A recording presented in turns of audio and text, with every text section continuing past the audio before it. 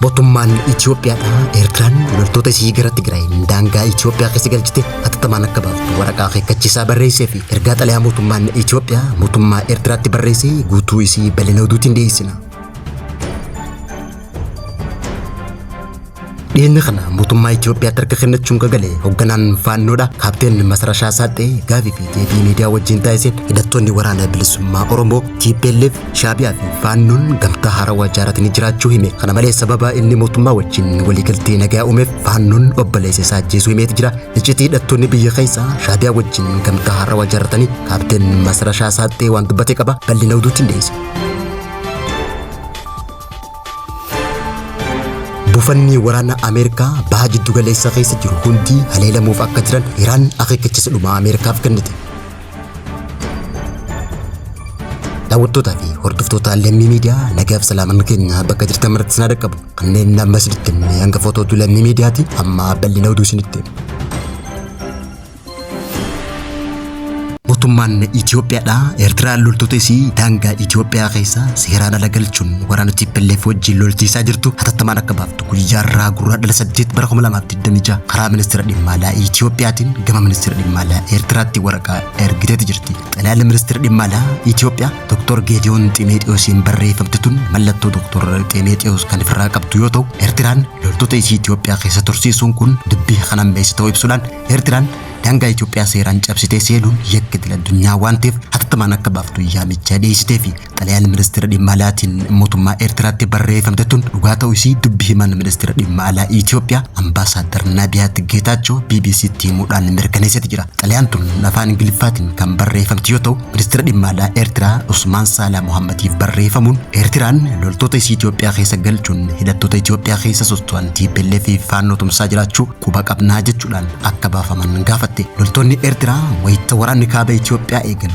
raayyaa ittisa biyyaa Itoophiyaa deeggaruun humnoota Tigraay lolaa ture jedhamuun kan himate moggaa ta'u amma immoo gara finciltoota mootummaa guruudhaan TPLF fi faannoo wajjin ta'uun mootummaa Itoophiyaatiin lolaa jiraachuu lola faannoo fi mootummaa jidduutti waldoo waldiyaatti taasifame akkasumas lola dhiyoo TPLF bante keessatti qabamuu isaanii gabaasuun keenya ni yaadatama. Ministeerri muummee Itoophiyaa Dr. Abiyyi Ahmad qora paarlaamaa biyyattii kibxata dabre gaafa gurraandhala 3 bara 2026 taa'amte irratti wayita haasawa taasisu loltoonni Eertiraa naannoo Tigraay keessatti dhiittaa mirga namummaa raawwachaa jiraachuu himuun ni yaadatama. Hariiroon Itoophiyaa fi Eertiraa sababa Itoophiyaan hulaa galaanaa kaaftee odoon taane yeroo waraanni kaabaa gaggeeffamu waraanni Eertiraa dargaggoota Tigraay irratti hammeenya raawwachuun mootummaa federaalaa achirraa mufii qabaachuun kan wal dhabde ta'u Ministeerri muummee Itoophiyaa ibsee ture ni yaadatama. Waraanni Eertiraa Tigraay keessatti badii raawwataa ture mormuudhaan irra deddeebinee jila keenya gara Asmaraatti ergaa ture jechuudhaan ministeerri muummee kan ibse yoo ta'u ministeerri dhimma alaa duraanii obbo Gadduun Andargaachoo dubbii akkasii miti jechuudhaan haasawa ministeerri muummee Itoophiyaa mormee turuun kan yaadatamu ta'uu isaati.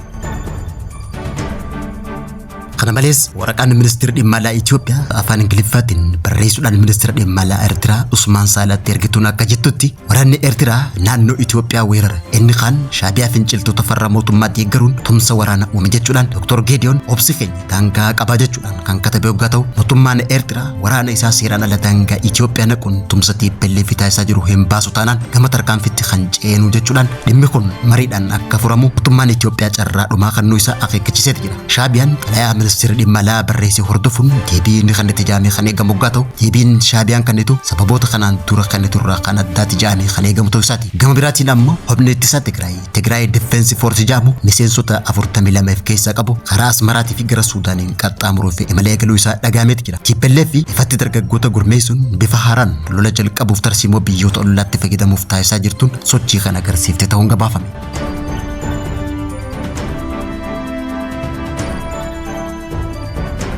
Kaapteen Masarashaa Saaxee kan dhiyeenya mootummaa wajjin waliigaltee nageenyaa mallatteesse baleessisaa haaloo faannootiin ajjeefamuu hime. Akka kaapteen Masarashaa Saaxee gaafii fi deebii miidiyaa EBS wajjin taasisee jirutti baleessi koo ajjeefamu ani biyya kiyya baraareen jira gammachuutu natti dhagahama jechuudhaan hoogganaan dhaabbata faannoo Amaaraa kaapteen Masarashaan qabsoo hidhannoo humnoota alaa birootiin kan butame ta'uu turtii miidiyaa wajjin taasisee keessatti ibsee jira. Kaapteen Masarashaan humnoonni alaa qabsoo hidhannoo faannoo butan Shaabiyaa fi Masrii ta'uu himuudhaan Masriin hojii faayinaansii irratti xiyyeeffattee hojjechaa gochaa jiraachuullee ibse. TPLF Shaabiyaa fi waraanni bilisummaa Oromoo fi Faannoon maqaa adda Afaab jedhamu uummatanii jiraachuu hoogganaan Faannoo Amaaraa kun dubbateeti jira. Waliigalteen iccitii hidhattoonni biyya keessaa fi Shaabiyaa uumanis kaayyoon isaa mootummaa Itoophiyaa dadhabsiisuun biyya diiguudha. Gocha jeequmsaa fi shororkeessummaati malee kan aantummaa uummataa fi gaafii uummataa bakka bu'u miti jechuudhaan ibse. Waa'ee namoota ajjechaa san raawwatanii ifatti kan hin kaasne Kaapteen Masrashaan biyya kiyya baraareen jira. Obboleessi koo ajjeefame garuu bakka isaa hin bu'u hin deebisu. Garuu biyya koo baraaruu kootti